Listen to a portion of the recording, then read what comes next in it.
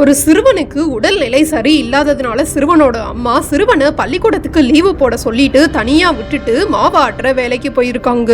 அன்னைக்கு மத்தியான பொழுதுல சாப்பிட்டு முடிச்சிட்டு அந்த பெண் கொஞ்ச நேரம் ஓய்வெடுக்கலாம்னு படுத்து தூங்கும் போது அவங்களோட கனவுல அவங்க வீட்டு வாசல்ல கருப்பு வேஷ்டி கட்டி ஒரு தாத்தா ஆடுற மாதிரியும், திடீர்னு அந்த தாத்தா வீட்டுக்குள்ள ஓடி போய் சிறுவனை காலை பிடிச்சு வெளியே இழுத்துட்டு வர மாதிரியும் இருந்திருக்கு. உடனே பதறி போன அந்த பெண் சிறுவனை பார்க்கணும் போல இருக்கு, கெட்ட கனவு வந்துச்சு, நான் அரை நேரம் வீட்டுக்கு போயிட்டு நாளைக்கு வரேன்னு முதலாளிட்ட சொல்லிட்டு வீட்டுக்கு போய் கதவை திறந்தோனே கேஸ் வாடை பயங்கரமா வந்ததை உணர்ந்திருக்காங்க.